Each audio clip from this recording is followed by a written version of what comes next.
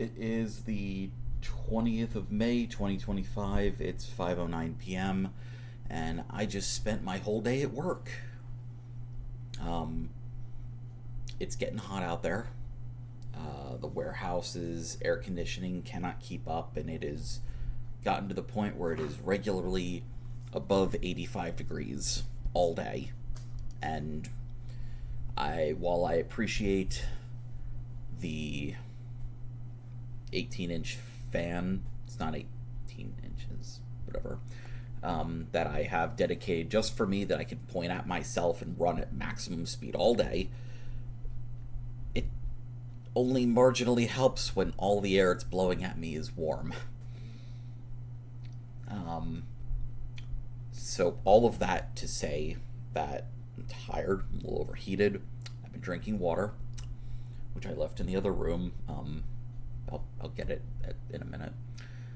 Um, and I thought the best way to cool down is to get around to doing the flying machines video that I told myself and you, hypothetical dear future viewer, that I would get around to. Um, so here we are. So Smith's story is kind of complicated, and I don't entirely know all of it, because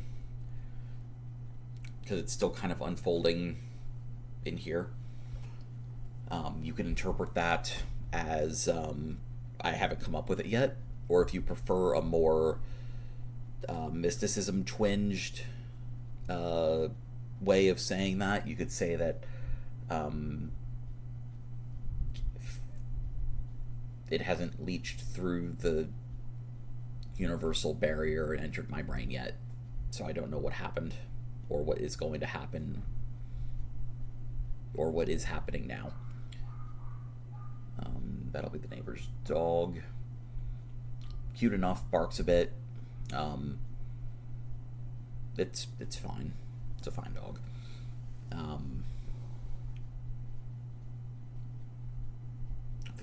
Anyway. So yeah. I'm gonna go at this. I'm not even sure where to start with Flying Machine. So,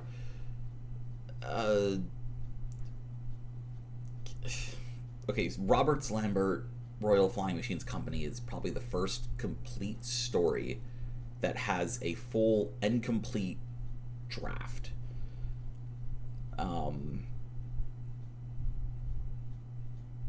Okay, maybe I should start a little earlier than that bit of meta.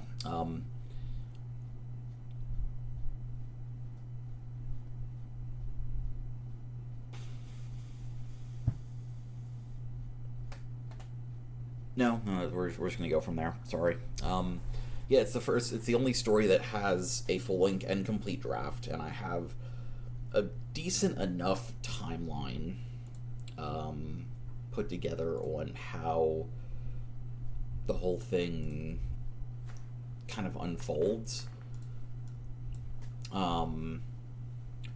So at its core, it's the same characters. You've got Roland and Ferry and Smith and everyone, but it's in a different universe. It's sort of a companion story, or at least that's how it was meant at the beginning. So at the beginning, there was the R City plot line and all of the time travel shenaniganery with Smith going back and taking the long way around to fix the mistake that was leaving in the first place. That was less written, less thought about, and more this was something that happened to him at like an intermediary stage before he buggered off and went and had a 500-year-long temper tantrum. And he gets hired by at the time it was the time agency guild, whatever I would decide to call them, that was still kind of in that phase where it was like eldritch creatures from beyond the next dimension who ran it, who straight out hire him to do a job because they know they can give him something he wants, a cure for his friend's ill-defined disease. I think I talked about that in one of the other videos, but I'll refresh my memory and yours here. Roland doesn't have too long to live. I figure he'll probably live into his 30s, maybe as much as 40, from complications from being exposed to basically the fallout from biological weapons that had been used in the War of the Century, in that big war a century earlier. I know that I said a lot about this world being nicer. It is to some extent, and to others,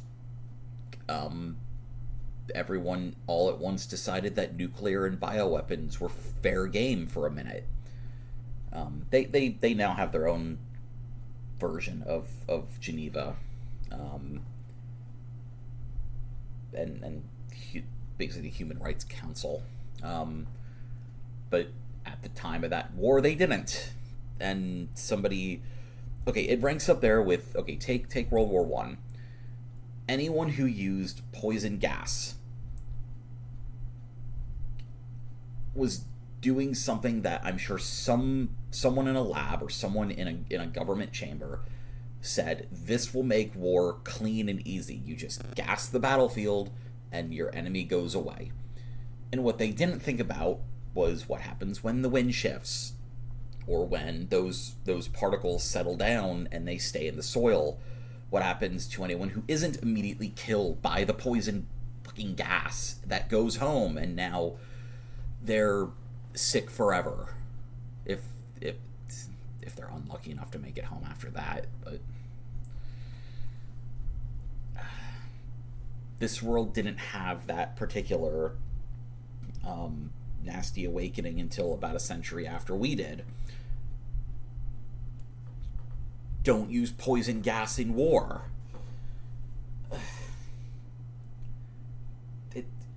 Looking at it from the perspective of someone living in the modern 21st century, you can see it for the rank stupidity that it is.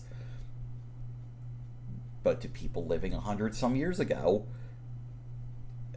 maybe they thought it was the future of warfare. And I'm sure someone in 100 years will be sitting in front of their whatever they use instead of laptops then,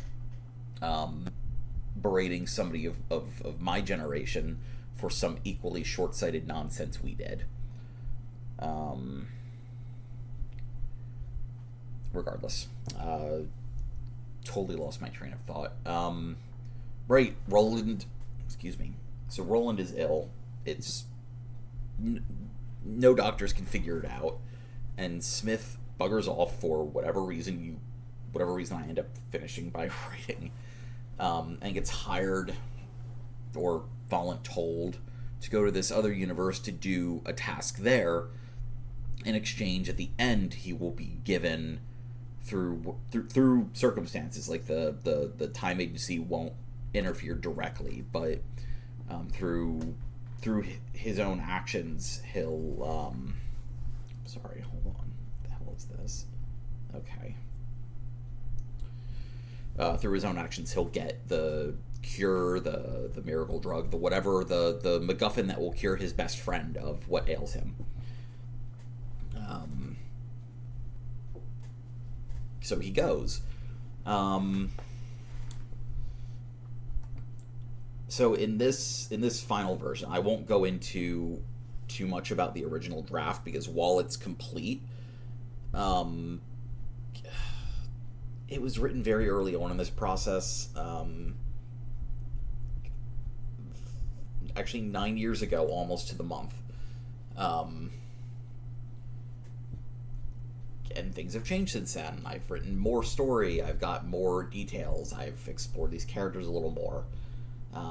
At its core, there's only like a dozen characters I really care about, which sounds terrible, but you know, when you have the writing ethos that I do, that everything you write is to some uncomfortable extent yourself, you start to take care of them, you start to make favorites. It's that one episode of Teen Titans where I don't remember what the context was, but I remember the scene kind of where the one Raven is split into like 7 or 8 of herself, and they're all differently colored because it's a kids cartoon, so you have to color coordinate to make things easy to understand.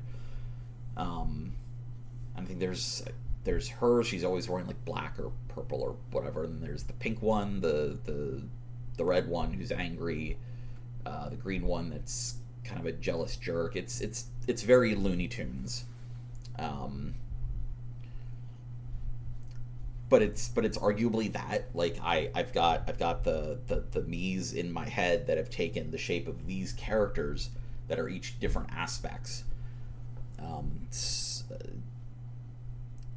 Smith being the longest living one because he's almost an incarnation of the rejection of the finality of death. I'm sure that my assistant would love to be on here telling me all of her I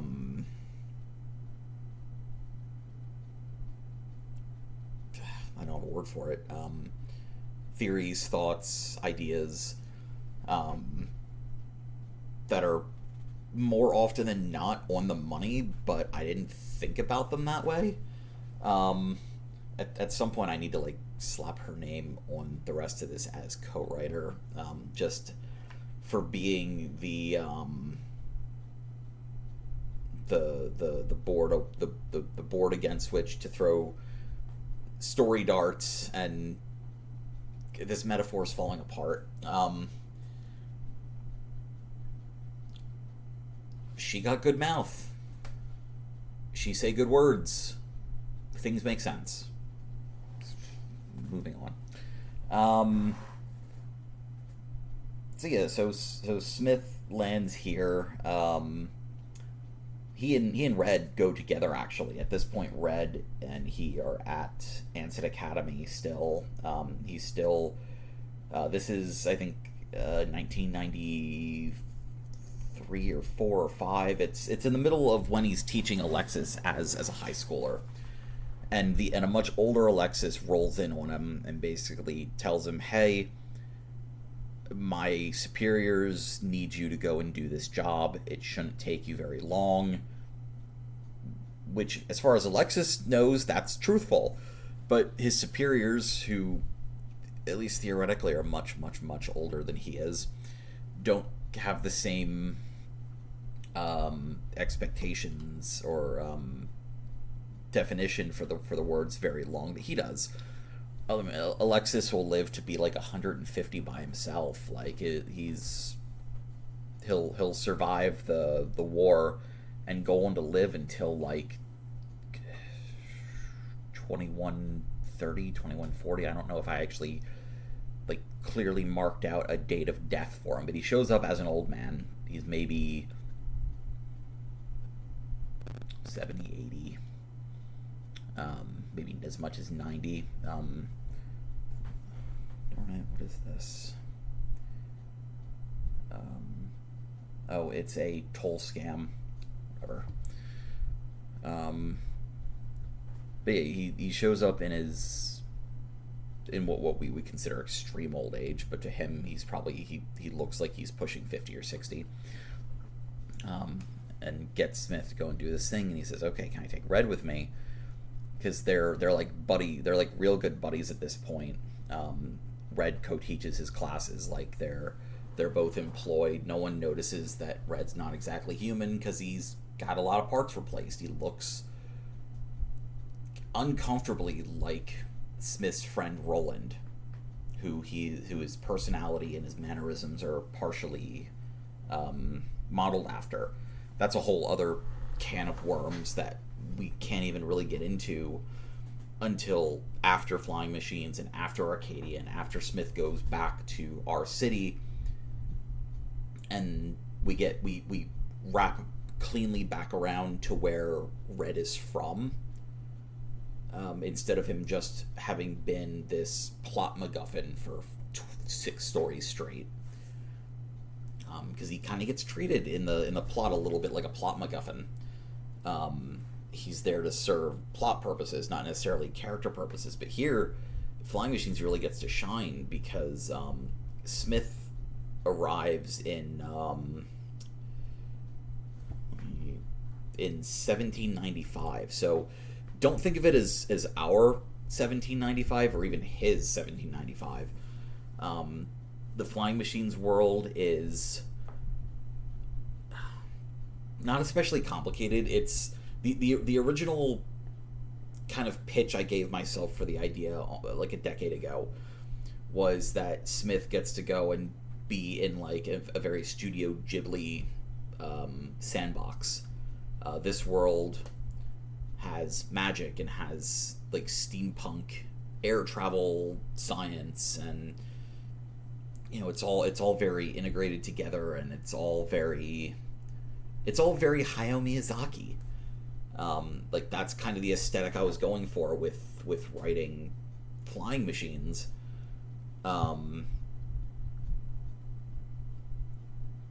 But that you'll see. I think you'll see the inspiration a little bit better once I get further into it.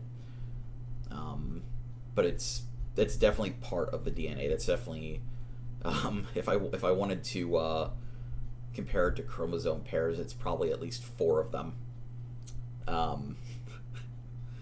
Which even 1 is a pretty significant amount, 1 pair. But I'd say that Studio Ghibli is probably at least 4 of them. Probably a little bit of Castle in the Sky, a little bit of Porco Rosso, a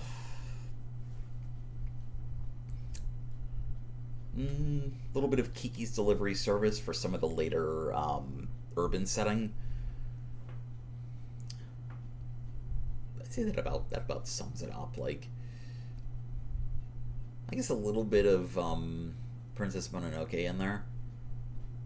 But anyway, I'll leave deciding which Ghibli movies I ripped off to the academics. I'm sure that somebody will lambast me later about it. Anyway, so Smith arrives in 1795. He shows up in this port city in a nation to the north. It's cold. Just to simplify things, this fantasy world's physical properties are very similar to Earth because I know those. They're easy to work with. That's just the natural world to me. Sure, I could invent a whole ass planet that has so much of an axial tilt and experiences so much rotation at so much of a distance from their sun, and I could describe the seasons and just leave it as is. They use numbered years, but they don't correspond to a specific religious event. They correspond to something else, but that's neither here nor there. We might get into why. I think in the original draft, the numbers were largely arbitrary, just to give me a timeline to work with. But here, there was more of a reason that we'll get into, maybe in a minute. But yeah, Smith, being immortal, can spend as much time as he needs getting himself sexy. Shows up with literally his clothing and his personal effects, some weapons, a wallet, a few personal items. He doesn't show up with very much.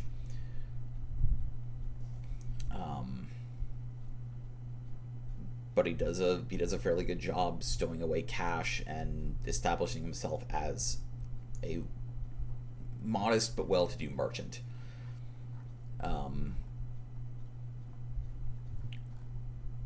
Red, on the other hand, and I wonder if I have any of this written down anywhere. I'll have to scroll back to that. It's in prose. Red, on the other hand, and spoiler alert, I guess. Well, the first time that I've made a spoiler warning and actually meant it.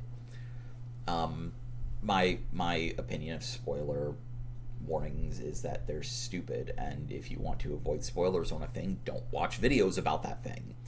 If you don't want to be spoiled about, for example, one of the cultural well, it's not really a cultural touchstone, but it was a blockbuster cultural touchstone, which I guess is sort of the same thing to some people. If you don't want to be spoiled on one of the most hyped movies of our time, Avengers Endgame, go see the fucking movie. Don't watch videos about it for a week until you finally get around to going and seeing it.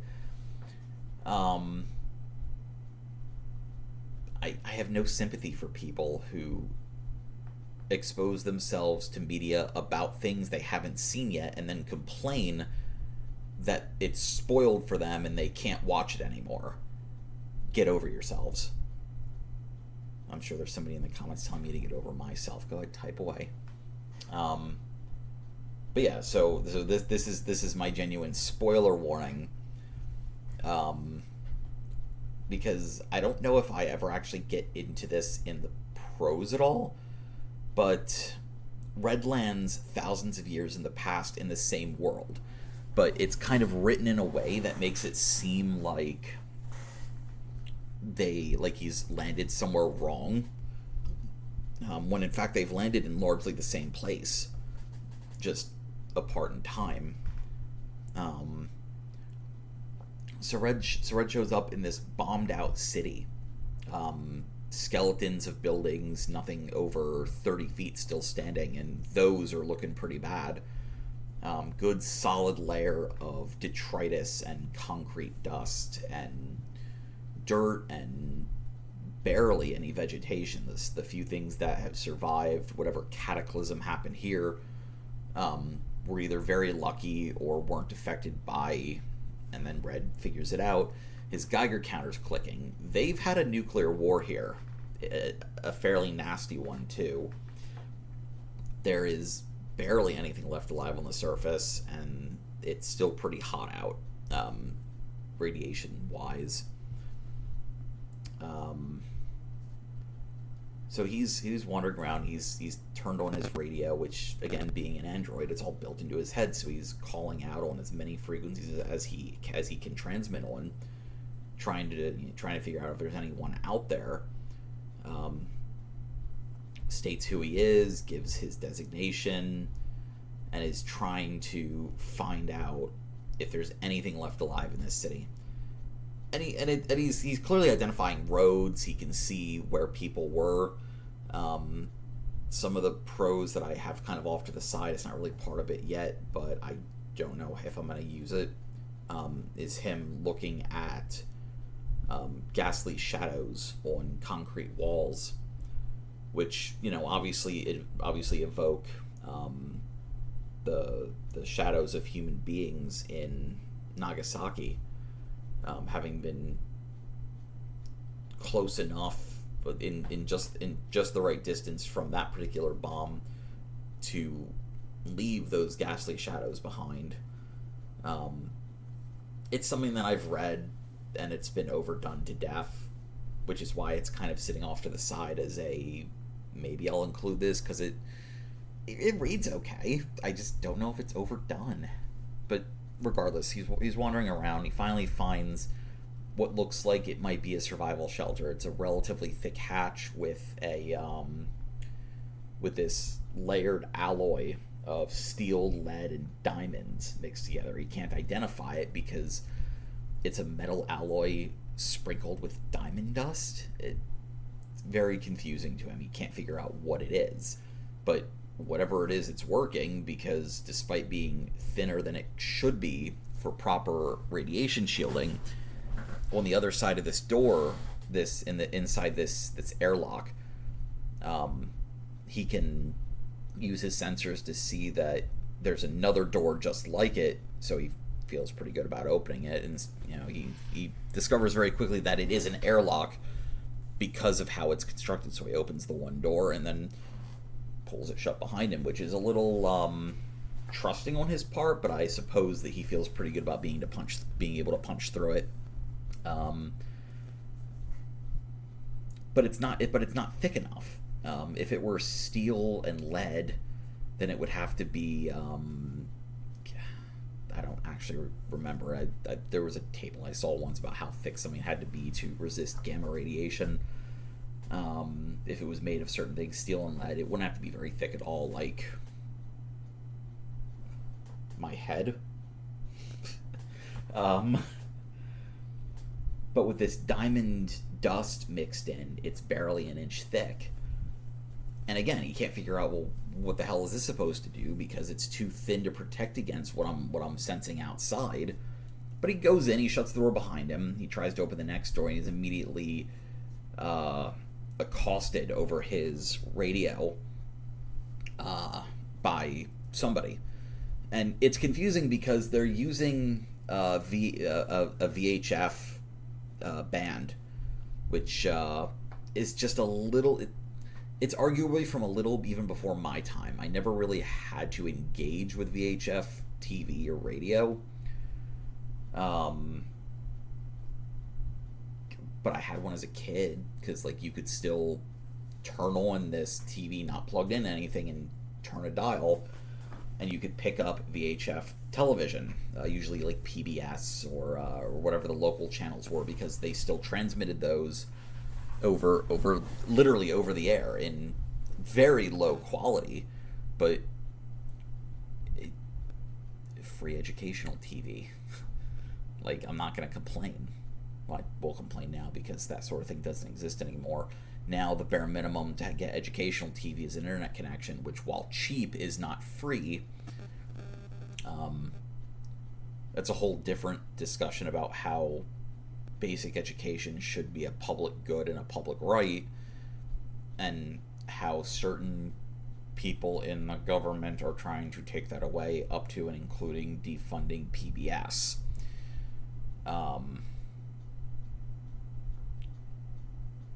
Sorry, going off on a tangent. But yeah, so they transmit at him on this VHF frequency, and he immediately goes into let me deal with this mode. So he immediately responds with Red, computer technology specialist, name, rank, and serial number. He gives RED AI Mark 6 2124, which, if you break it down, it's fine. I don't remember exactly what the acronym RED was, but it did start as an acronym. I'd have to look it up because I don't have it in my notes here. But he's the 6th version of this artificial intelligence android, and he was manufactured in 2124, which leads to all sorts of interesting questions about, like, with Smith left in 2126, why didn't he recognize Red when he met him? It's complicated. So he waits, and he listens for this gruff voice, and they yell at him not to use such a wide band. They tell him to use a specific, I say 127.5 megahertz here. I'm sure that made sense to me at some point. I think I looked it up, and it was pretty much in the middle of that particular stretch of bands. Anyway, but this guy tells him that he's speaking to the head of security of the Gamma Epsilon bunker. So Red basically again jumps into diplomacy mode. I've been stranded here without any reasonable hope of assistance. I'd like to request bodily and political shelter under Article 4 of the Displaced Solarian Treaty of 2231. I haven't entirely gone into what that particular treaty is, but it was set up in the early 2200s as an extension of essentially basic human rights that people are expected to uphold within the solar system. After a number of after any instability on planets in the solar system, there was a long history of people not wanting to take in refugees from other planets, And this treaty, which to which every currently populated world in the solar system as of 2231 is a signatory, essentially says that planets are obligated to take in refugees from that have been displaced within the solar system for darn near any reason, with the exception of people who are fleeing willfully because they're trying to avoid the laws of that particular world. At that point, there's another treaty about extradition, but it's a whole thing. It's complicated and it has its roots in some real world treaties, but I won't get into it because it's not really important. It's the important thing is that he's throwing out this treaty name to see if he's still where he thinks he is, because he's a little bit worried at this point that he's not in a different world. He's on Earth at a point in its future where it's bombed itself to rubble. He's not, but this at least gets him in the door. On the other, imagine what these guys on the other side are hearing. What they hear is, "I'm alone. I'd like asylum under this treaty you've never ever heard of, in a year that you also find a little suspect," because to them the year is not anywhere near 2231. I'm not entirely sure what the year is at this point because the system did change after this. But suffice to say, there's a lot of information that Red gives them that they're very confused about. And they're as eager to talk to him as he is to them. There's a fair bit of honesty on both sides, a fair bit of Red thinking to himself, who the fuck are you and why is the outside a nuclear wasteland? And they're sitting there inside going, who the fuck are you to walk through the nuclear wasteland seemingly fine? Audacity, always. So yeah, he goes in and they, amongst other things, run over him with they greet him first, wash him down with soap and chemicals, to anything to scrub any fallout that's sticking to him off, which is like the first section of this bunker is a wash area. He's a little bit annoyed just because this is his newest best plastine skin, plastisteel, whatever I ended up calling that. I wouldn't do a whole thing about it anyway. He's a little bit annoyed, but it didn't chip or it didn't break, so he's fine. And they come up, shake hands. Hey, how's it going? Who the fuck are you? And then it's, I need you to lay down prone right now. And at that point, he's like, okay, I get it. New guy. Your security team is here for a reason. Go ahead, empty my pockets. And amongst other things, they empty out of his pockets a pistol, battery packs for it, knives, lock pits, assorted tools from his belt, the belt itself, some personal items, a pocket watch, and his wallet. They don't get anything that's inside the compartments in his arms. Relatively small anyway, but big enough that if they had known he was artificial at this point, they would have pried him open with a screwdriver. At this point, they bring out a scanner, millimeter wave tech, which is sort of the first indication that this bunker is under an airport. That's something that comes up a little bit later. It's actually it was a fallout shelter under a major international airport. This civilization was very like ours.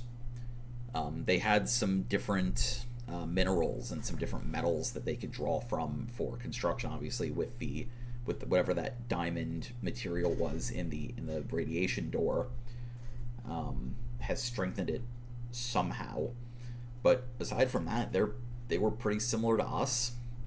They had airports and they flew places and they did international business, and there were rocky enough international politics that they bombed themselves into dust over, honestly, if I had to guess, probably conflicting forms of liberty. Probably somebody on this side of a continent or an ocean said, my form is superior to yours, and the one over here said the same thing. It's all very worst case scenario Cold War.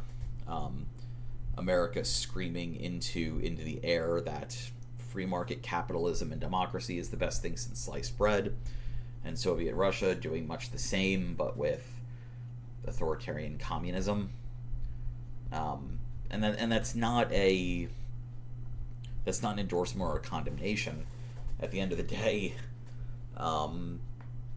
we haven't been at this long enough to say what works better.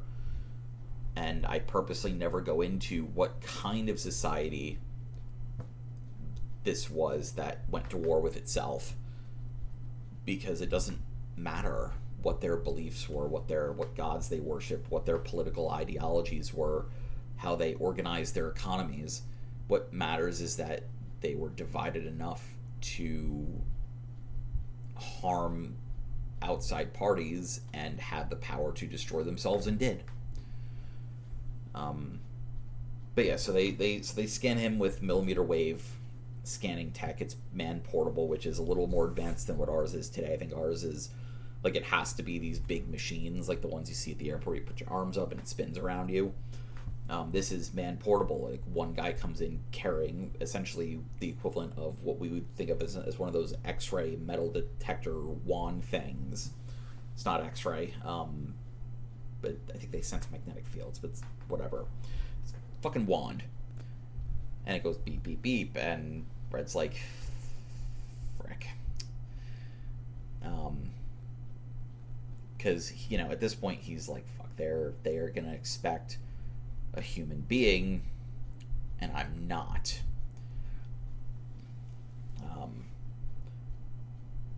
And it becomes problematic very quickly.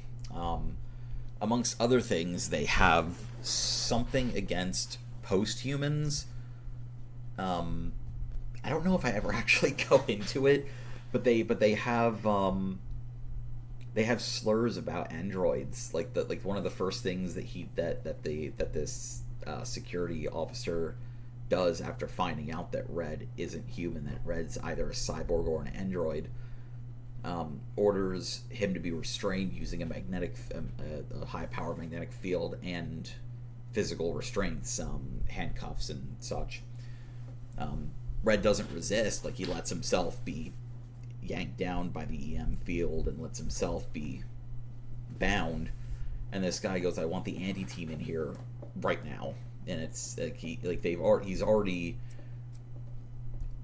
I don't know if it even gets to the point of being a slur,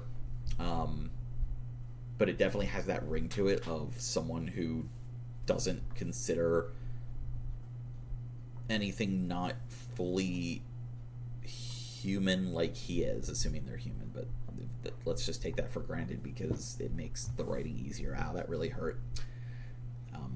Open scrape. I just hit it again. It makes the world building easy to just assume they're human or human adjacent and just never worry outside of that, because the exact minutiae of their species isn't important. Anyway, so Red lets himself get held down and tied up, and it's a whole thing. And he kind of snarks at them like, "What you looking for?" And they tell him to shut up, and it's a whole thing.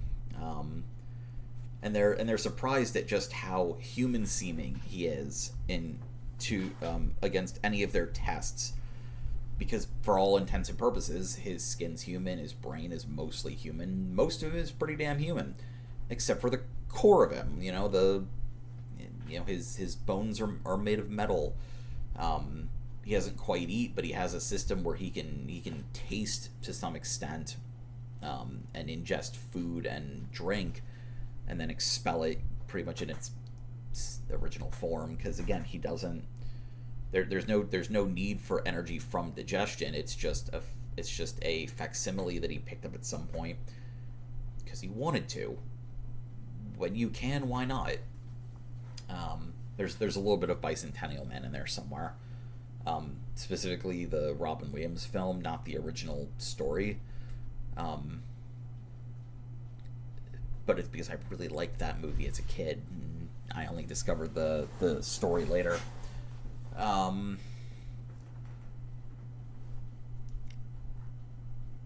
again, Red is kind of snarking with him. They put him on a gurney to take him down to be interrogated and promptly disassembled. And when they tell him that they're going to disassemble him, at that point he's like, okay, you've officially threatened me. You've gone from showing me the bare minimum courtesy to telling me you're going to kill me.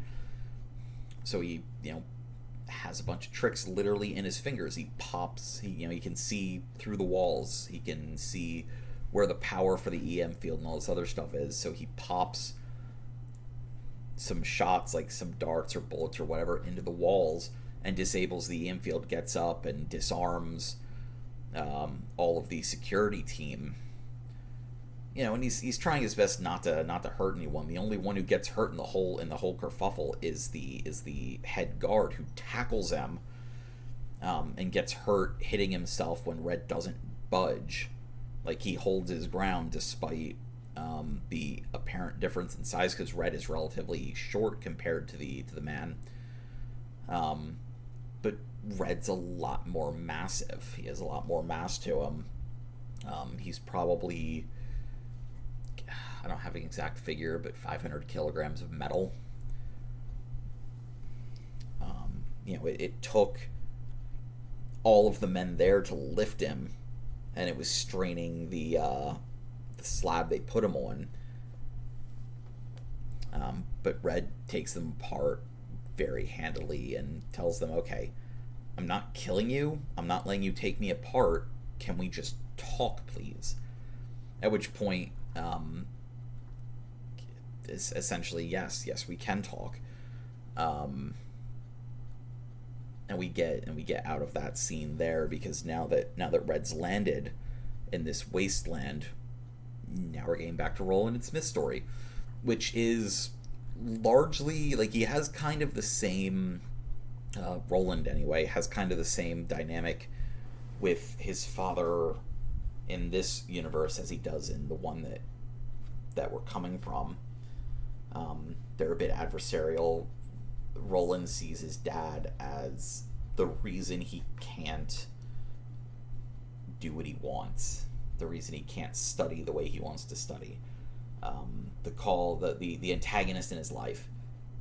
And he's basically entirely wrong. Like, it's childish, but that doesn't matter, because this is from his perspective. His dad may as well be the devil for all the reader cares at this point, because he's not a complicated character right now. He's the overbearing father who will speak openly about just how much is wrong with the idea of pushing the envelope in magic studies and in coexistence, because at his core, he's not meant to be complicated right now. He's meant to be very one-dimensional. This is Roland, like, in his early teens, I think. This version of Roland, anyway, is Roland in his early teens.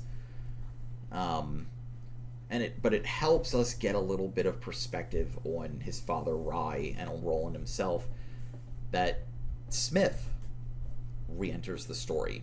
He ingratiated himself with the family several years earlier, and basically rose in the ranks of the house servants. It's a respected house. The Rye Roberts is a well-known duke, and he has hundreds of house staff. One of which he hired many years ago was James Smith, this merchant man who had fallen on rough times and indentured himself to the family. It's all an act, but it's a well-received act.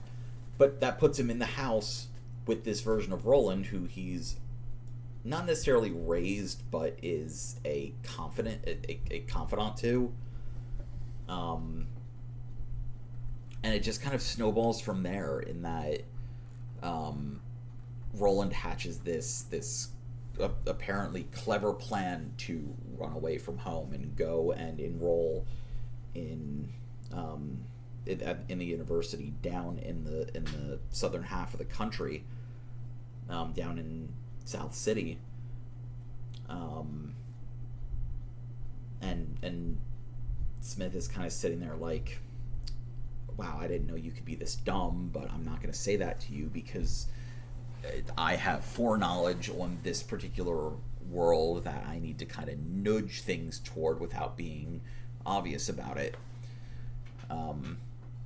So he takes his concerns very carefully to the Duke, to Rye, who basically tells him, I've known for years that my son was going to leave. This is the 7th time that he's made these threats, that he's implied or outright stated that he wants to go and do this thing.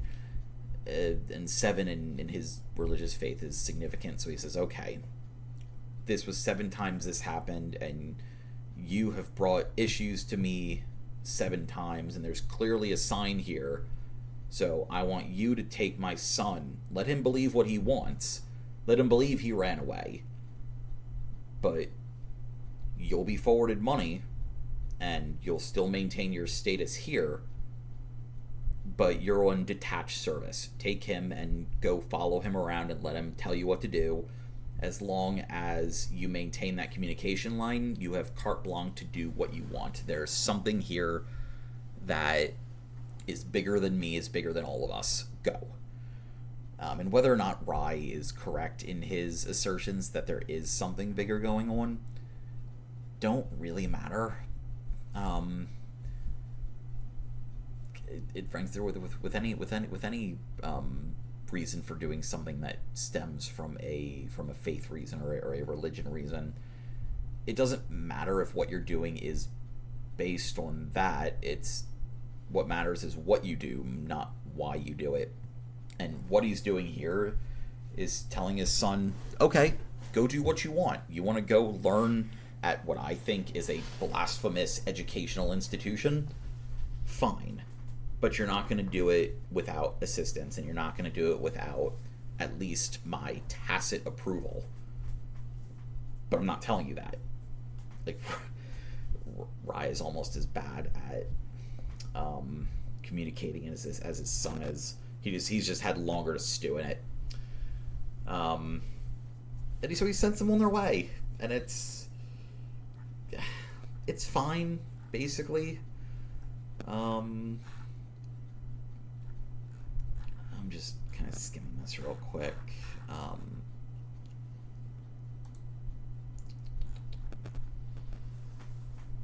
But yeah, that was I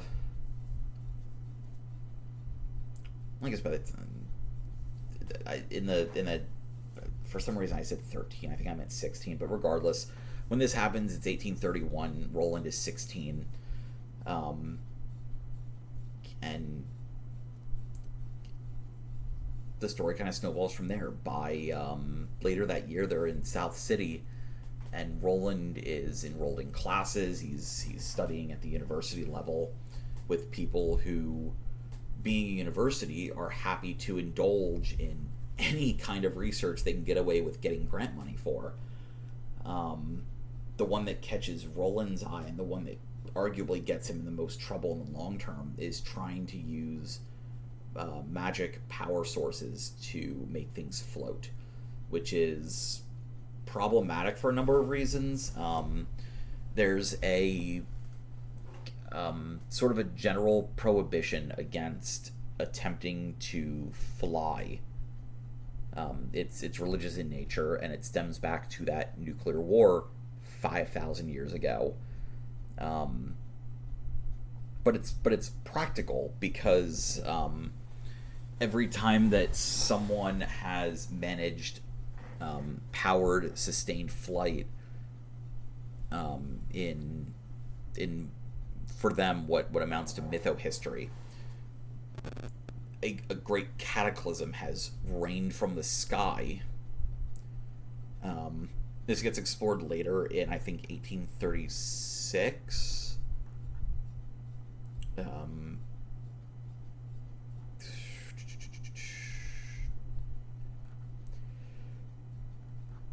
No, sorry, it was 1839. Um, Let me think. That'll be 8 years after he leaves home, so that puts him at 24. Yeah, that puts Roland at about 24. Yeah, this. Um, I'll get to that, but the point is there is an actual reason for the prohibition on attempting to fly.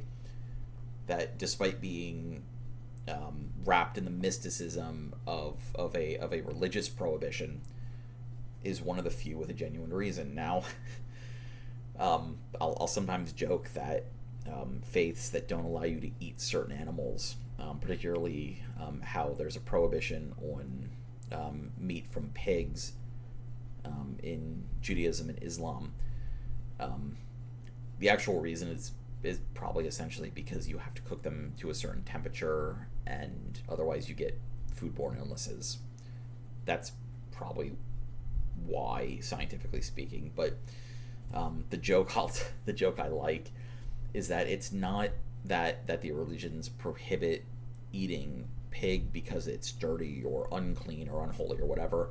It's because those groups of people willingly gave up a delicious animal, particularly for its bacon, so that the Gentiles may enjoy it longer. It was a sacrifice they made specifically for others to benefit from it.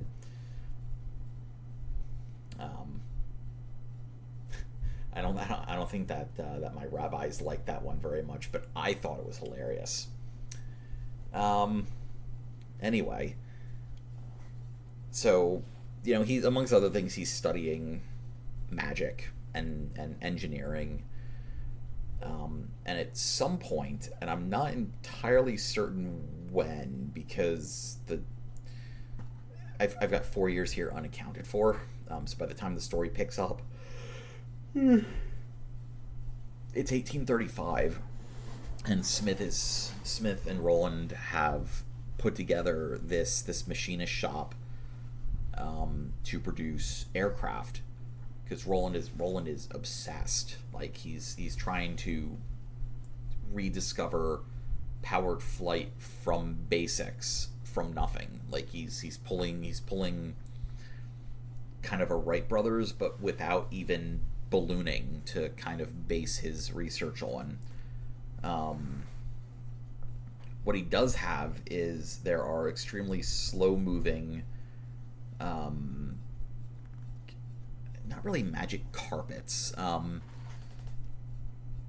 So there's magic in this world. There are people who practice a form of magic that involves them pouring in willpower into crystals, and then they can summon that power back to do things. And spoiler alert, those crystals end up being the same diamonds that Red discovered in the past that somehow made a blast door thinner than it should be. It's because you can dump energy into them that originates. It's not quite willpower. It's ill-defined, but suffice to say, dump energy in, get reaction out. It's not quite scientific, but it's not quite straight magic either. But anyway, one of the things he had grown interested in were the kinds of tools, the crystal spheres that people who can use magic use to move things that are heavy around. One of the first things that Roland and Smith's group do to kind of get public support moving in the right direction for powered flight is to fly balloons. Like they're putting it out there as kind of a publicity thing, as a, hey, look at me go up in this thing unassisted. It's just hot air. It's not anything, but it's the same as those crystals, but bigger. And he goes up and he waves down. He brings it back down. He takes a bunch of reporters and photographers up there, and they go up and they take some very nice pictures of the city from above. The papers are full of it. And it starts the ball rolling in getting not only the idea of flight more into people's consciousness, but the idea of advancing engineering a little bit. The world isn't quite stagnant, it's not quite that bad, but it's a world that doesn't change more than a little bit each century and hasn't in a long time. They still have forms of feudalism. They haven't gotten more politically interesting than kings and courts quite yet, despite having trains and engineering schools. And it's kind of a technological mishmash, because a lot of the advances they have, where their mentality politically is still that of like our 15th century, maybe even earlier. But their technology comes from tiny discoveries that have been made throughout the centuries of lost technology from the civilization that came before them. So they've got trains, but they don't run on coal or oil or any kind of internal combustion engine. They run on continuously recharging magic crystals every time a conductor comes on board. Part of their job, and they're almost usually able to use magic to some extent. Part of their job is to touch the magic sphere and fill it full of energy so the train can keep going forever.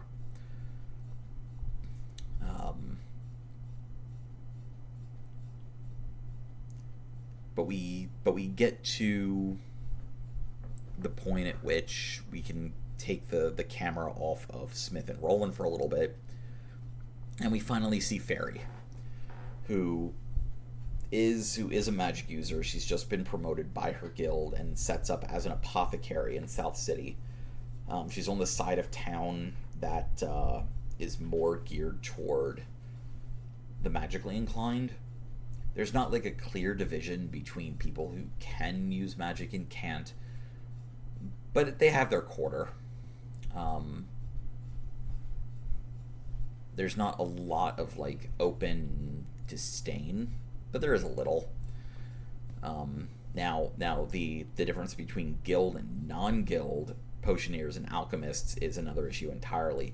Fairy is a guild member, and a lot of the non-guild, for lack of a better word, witches in town are not happy to see her set up, because with being part of the guild, she comes with authority, legitimacy, support, things that none of them have, because for one reason or another they were never accepted into a guild, or worse yet, some were kicked out of their own. They're not exactly back alley doctors, but they're not super far off. The guilds do have legitimate purpose. At the same time that Fairy is finally setting up her shop, the factory, Roland and Smith's organization, finally show off a heavier than air ship.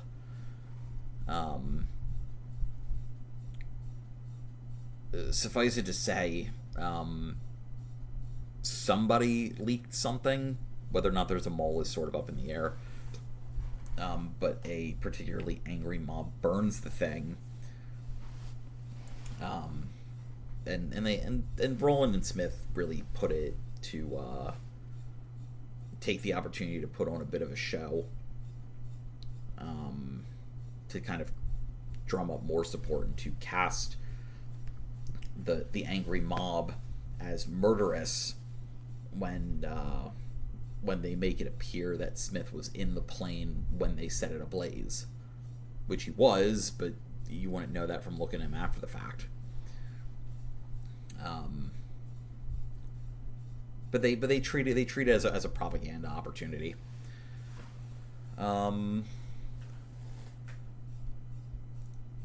need to work on the time skips and the transitions a little bit, because even my notes are a little bit disjointed. Suffice to say, as the story goes on, the technology gets better. Fairy and Roland are growing closer together. Smith is playing shipping matchmaker, because never let it be said that man will let a ship die or sink. And they finally figure out why sustained flight is problematic in 1839. Smith manages to bring their plane up to over 100 meters per second, which is about 223, 225 miles per hour. What he doesn't know is that the planet is surrounded by dormant defense and offense satellites. And when he gets above 100 meters per second, which is the minimum speed for a ballistic missile in the that those systems would be looking for when they were new, the system drops a missile on him from orbit, and this thing draws in. It's not nuclear, but Smith doesn't know that, and he turns the plane away from the city, out over the water south of town. And his goal here is that this thing is gonna hit him and blow up the ship. He doesn't have a radar system. He doesn't have chaff. He doesn't have any means of destroying it. Sure, he could get his pistol out and while he's trying to fly, turn around and shoot at it. Even if he could aim like that, which he can't. He's good, but he's not that good. It probably wouldn't do any good. So his goal is to get out away from the city. If this sucker's nuclear, hopefully the city will be fine when it goes off. It's not, but again, he doesn't know that. So he gets several miles out over the water before it catches up to him, because it's moving a lot faster than he is. He's doing a measly 200 miles an hour. This thing is easily doing 800. It's smaller, it's more maneuverable, there's less wind resistance, or rather, it's more aerodynamic than he is. It's an airplane. It doesn't need aerodynamics. In fact, he wants the wind to pick him up. But just before he blows up, just before this thing hits him, he notices that it had a logo on it, and it was clearly he couldn't read the words because it was in a language he'd never seen before, but it was obviously something kind of like the United Nations, something like a nation, like some nation had put their flag on this thing.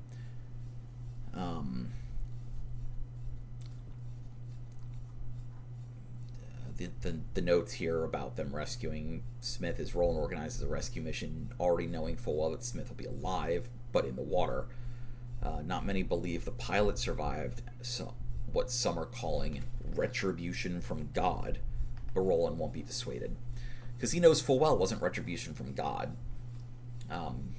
He's no believer. If anything, he pays his lip service, but otherwise leave him alone.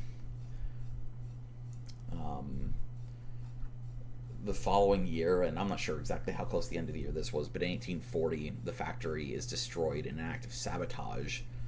And amongst other things, Roland is kidnapped by religious zealots and tortured for a short time before Smith Ferry and a small team from the factory who was left rescued him before torching the prison, which turns out to be a fairly substantial step in a fairly substantial escalation in their conflict with I hesitate to call them the church, but it's the local highest religion, the politically strongest religion, and this escalation, despite it being what some commentators might call tit for tat. They torched the factory and kidnapped Roland. They kidnapped him back and torched their prison. It should probably stop there, but it doesn't. The High Confessor calls for a crusade, and it snowballs into a massive issue that forces Roland and the factory members to launch their airship that they've been working on for the last 5 years early. It's not completed. The living spaces are basically wide open rooms, but it will fly. Like it floats. There's no reason it shouldn't float higher. Everything is charged. All the energy ball things are ready to go. So they bugger off. There's no reason to stick around at this point.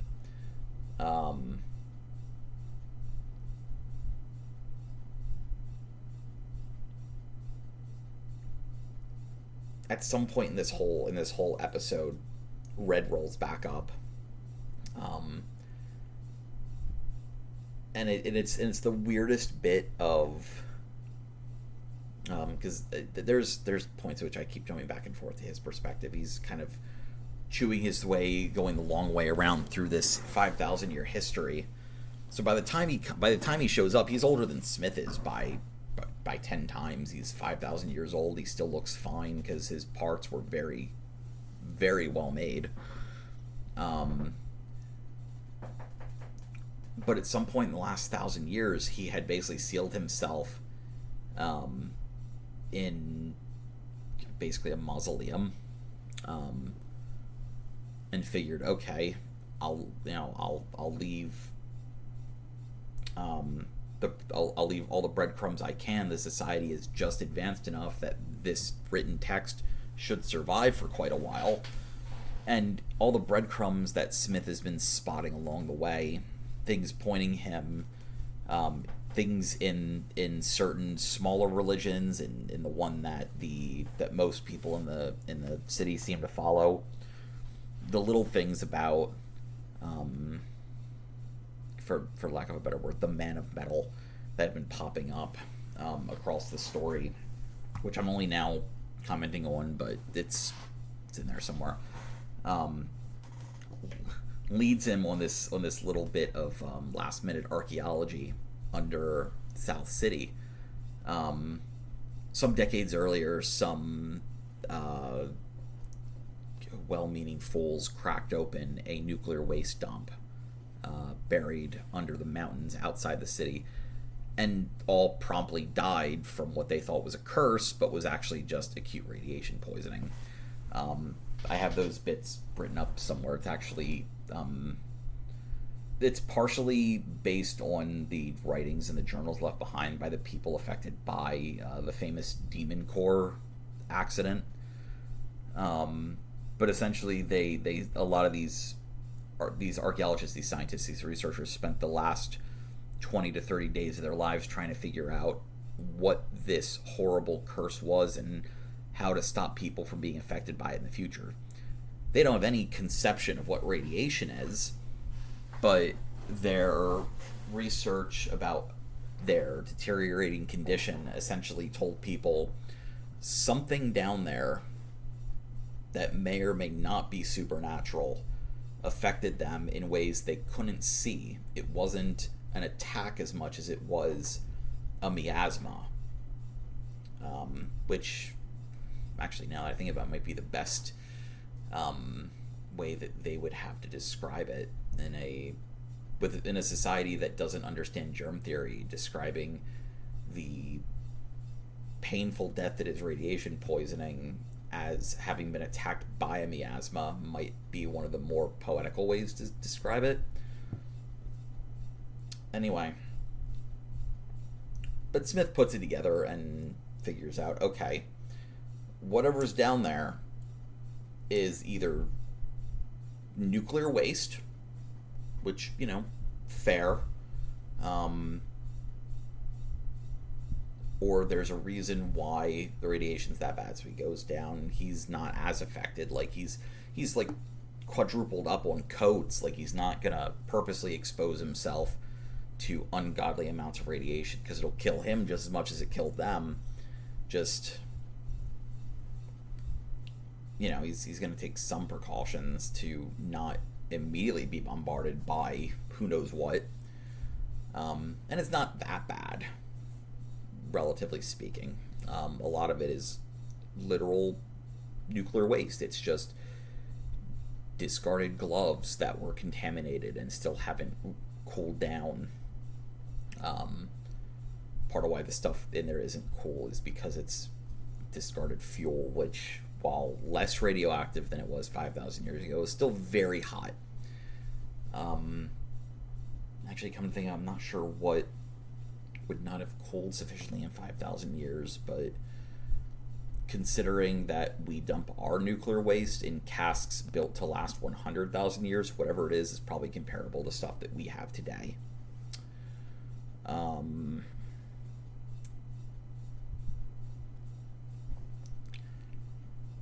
so he goes down there and he's told everyone, like, do not come in after me, regardless of what happens.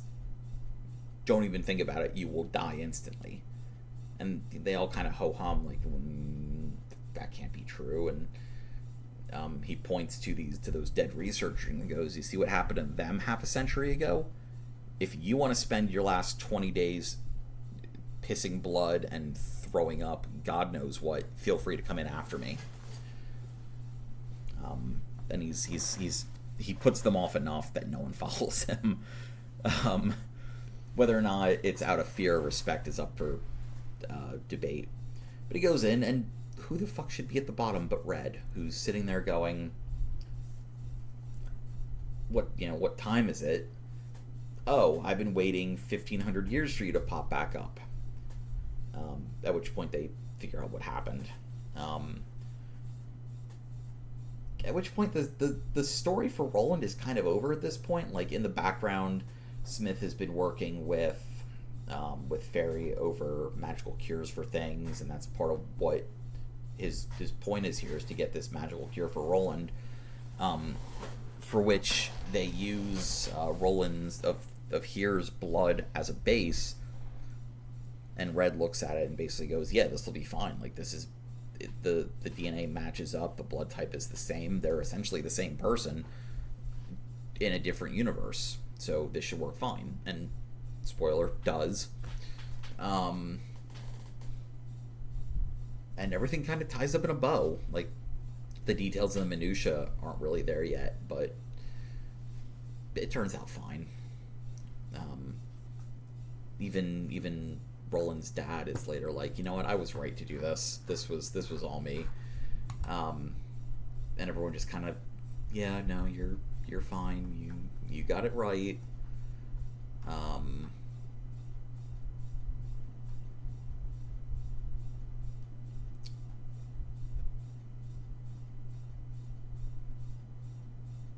And it just kind of folds itself up. The scope is not to change the world, is not to change everyone's opinions about their deeply held religious beliefs. It's to basically tell them, "Hey, your beliefs are valid. We're gonna fly off into the sunset, thanks." And that's flying machines. There's a bit more to it, but that's more or less it. Sometime in 1841, Smith is just gabbing with Roland on his flying airship and promptly disappears. And that Roland just kind of laughs it off like, "Yeah, I kind of figured that would happen one day." I don't know if I actually have that scene written out anywhere, but it's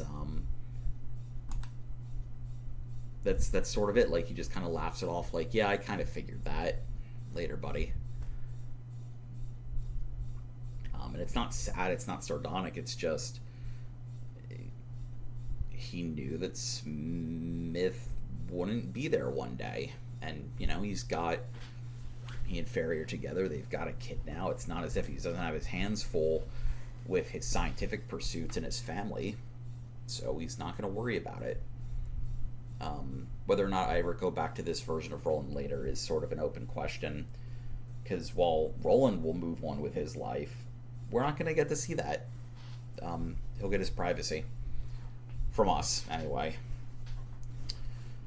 And that's flying machines. Like, there's a version of Alexis here. There's a version of everyone here.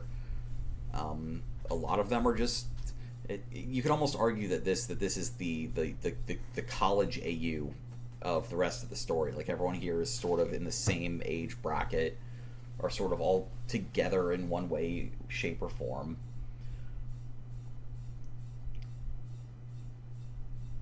and it's okay not to think too hard about it. Like, that's kind of where I'm at with it.